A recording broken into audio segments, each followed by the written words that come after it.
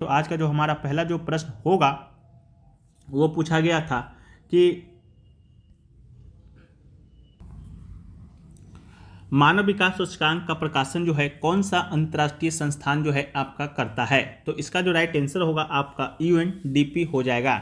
UNDP कहें तो संयुक्त राज्य विकास कार्यक्रम, ठीक है। यूएनडीपी देशों को मजबूत नीतियों, कौशल भागीदारी और संस्थानों को विकसित करने में मदद करता है ताकि वो अपनी प्रगति को बनाए रख सके।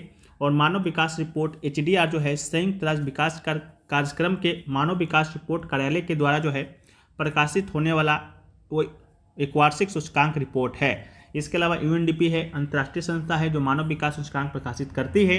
और पहला जो एचडीआर है वो आपका 1990 में पाकिस्तानी अर्थशास्त्री महबूब उल हक और भारतीय नोबेल पुरस्कार विजेता जो है अमर्त्य सेन के द्वारा जो है आपका शुरू किया गया था। नेक्स्ट क्वेश्चन है कि आरबीआई ने किन दो बैंकों पर जो है आपका जुर्माना लगाया था। तो इसका जो राइट आंसर है Equitas small finance bank limited और आपका इंडियन पोस्ट पेमेंट बैंक, ठीक है। इन दो बैंकों पर जो है आरबीआई के द्वारा जुर्माना भी हाल ही में लगाया गया था। इंडिया पोस्ट पेमेंट बैंक पर आपका 26.70 लाख रुपए का और एनबीएफसी पर जो है आपका 3.10 लाख का जुर्माना जो है आपका लगाया गया था। अगला है कि रानी लक्ष्मीबाई का जो है जन्म स्थान डैश है। तो इसका राइट आंसर आपका वाराणसी होगा। रानी लक्ष्मीबाई का जन्म जो है 19 नवंबर 1828 को हुआ था। वह एक ब्राह्मण परिवार में पैदा हुई थी। उनका नाम जो है मणिकर्णिका तांबा रखे गया था, जिन्हें मनु के नाम से भी जाना जाता था। उनका जो विवाह है झांसी के राजा गंगाधर राव न्यालकर के साथ जो हुआ। इसके अलावा उन्हें स्वतंत्रता के पहले युद्ध के दौरान जो है उसके नेतृत्व गुणों और युद्धों के लिए जाना गया। शिष्टाचार नीति जो है डॉक्ट्रिन ऑफ लैप्स के बाद उन्होंने कहा मैं अपने झांसी को आत्मसमर्पण नहीं करूंगी। लक्ष्मीबाई के खिलाफ जो है ब्रिटिश सेनाओं का नेतृत्व करने वाले सर योग रोज ने कहा कि वह विद्रोहियों में एकमात्र पुरुष है और सभी भारतीय नेताओं में सबसे खतरनाक। इसके अलावा अंग्रेजों के खिलाफ लड़ते हुए 18 जून 1858 को जो है ग्वालियर में उनका निधन हो गया और ग्वालियर में ही उनका समाधि स्थल भी है। तो आशा करते हैं कि आगे के एग्जामों में पूछा जा सकता है कि उनका समाधि स्थल कहाँ है। झांसी की रानी सुभद्रा कुमारी चौहान के द्वारा लिखित सबसे प्रसिद्ध रचनाओं में से भी एक है। अगला है कि 1857 का जो विद्रोह आपका मेरठ में शुरू हुआ था वह किसने शुरू किया था, उसका आपका पूछा गया था। तो सिपाही मंगल पांडे जी के द्वारा शुरू किया गया था। इसके अलावा कब किया गया था, तो 18 मई 1857 को। इसके अलावा यह आपका ब्रिटिश ईस्ट इंडिया कंपनी के खिलाफ पहला विद्रोह था, मेरठ से शुरू हुआ था। फिर यह ब्रिटिश ईस्ट इंडिया कंपनी की सेना के सिपाहियों के विद्रोह के रूप में शुरू हुआ, लेकिन अंततः जनता की भागीदारी हासिल की।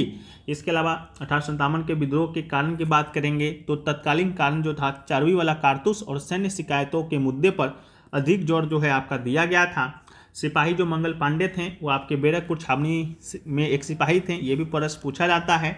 इसके अलावा 9 मई 1857 को जो है मेरठ में 85 सैनिकों ने राइफल का उपयोग करने से इनकार कर दिया था। उन्हें 10 साल की कैद की सजा सुनाई गई थी। विद्रोह को कई नाम सिपाही विद्रोह ब्रिटिश इतिहासकारों के द्वारा, भारतीय विद्रोह या महान विद्रोह भारतीय इतिहासकारों के द्वारा, 1857 का विद्रोह भारतीय विद्रोह, स्वतंत्रता का पहला युद्ध जो है दामोदर विनायक के द्वारा, और लॉर्ड कैनिंग जो है 1857 के विद्रोह के बाद जो है आपका वायसराय बन गए थे। इससे पहले आपके गवर्नर जनरल थे, ठीक है। तो इसको भी याद रखिएगा।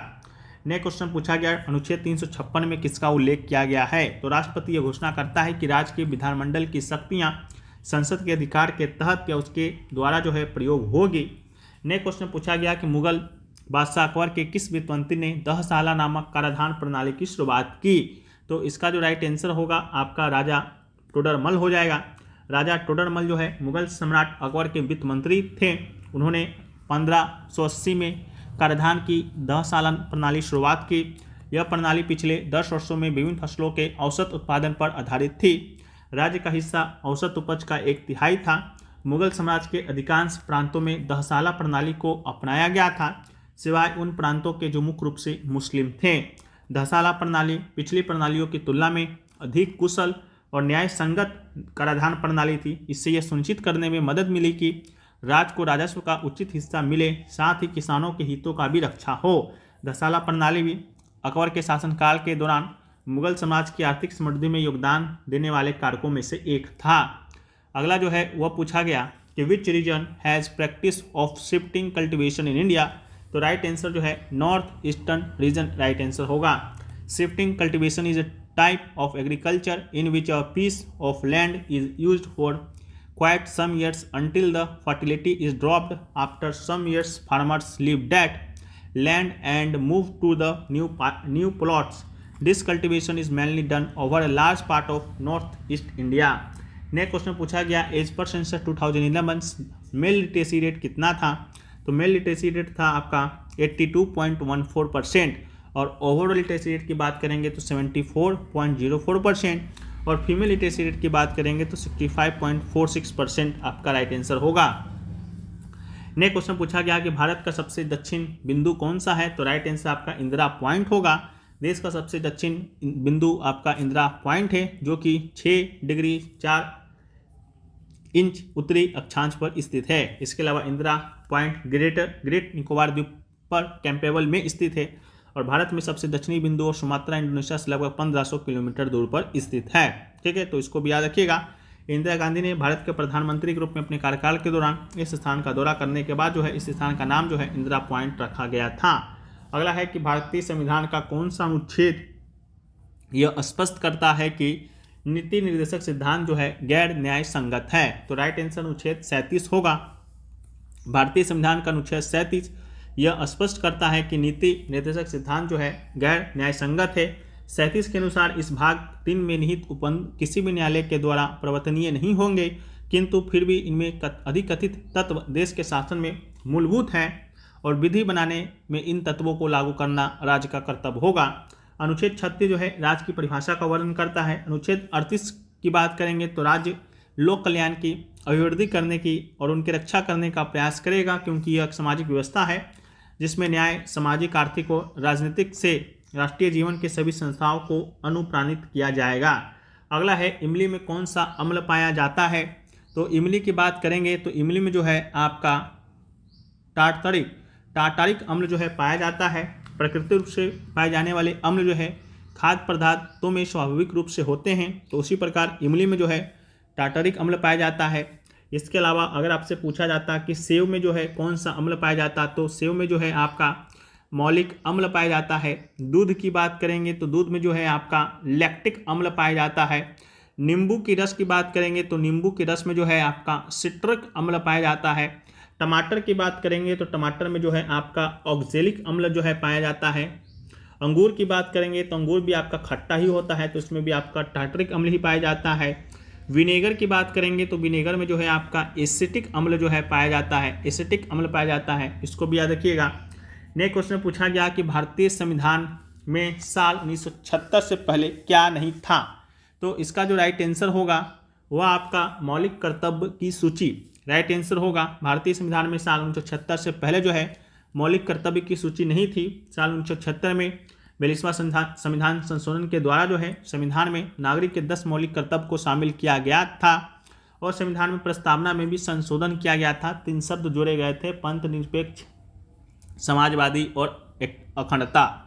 इसके अलावा जो है एक मौलिक कर्तव्य जो है 2002 में जोड़ा गया था 86वां संविधान संशोधन के द्वारा, तब जाकर 11 मौलिक कर्तव्य जो है हमारे भारतीय संविधान में है।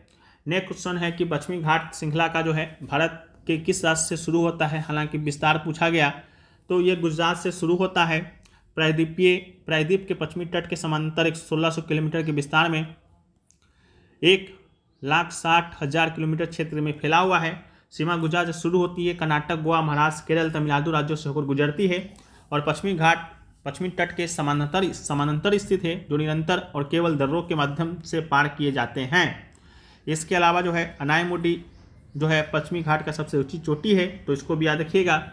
नेक्स्ट है कि राजस्थान के पंडित विश्वमोहन भट्ट का संबंध किस वाद्य यंत्र से स्थापित किया जा सकता है, तो आपसे पंडित विश्वमोहन भट्ट का आपका जन्म स्थान ही पूछा था, तो राजस्थान ही इसका राइट आंसर होगा। इनका संबंध मोहन बीना से है। इनको जो है मोहन बीना जो वाद्य यंत्र है उसके आविष्कारक के रूप में इन्हें जाना जाता है। जन्म जो है आपका जयपुर राजस्थान में हुआ था और 1994 में इन्हें ग्रैमी पुरस्कार भी मिला है, तो इस बात को भी याद रखिएगा। अगला है कि टी.एच. विनायकराम का संबंध जो है किस वाद्य यंत्र से है, तो टी.एच. विनायकराम का संबंध जो है घटम से है, तो घटम इसका राइट आंसर होगा। इनका पूरा नाम थे टाकुडी हरिहर विनायक काम है, जिन्हें बिक्कू विनायक काम के नाम से भी जाना जाता है। एक भारतीय तबला वादक हैं, घटम के देवता के रूप में जाने जाते हैं। घटम के साथ कर्नाटक संगीत बजाते हैं, उन्हें घटम को लोकप्रिय बनाने के लिए जाना जाता है। ठीक है, तो यही सभी प्रश्न जो है आपके आज के फर्स्ट में पूछे गए थे। आशा करते हैं वीडियो पसंद आया है। वीडियो पसंद आया है तो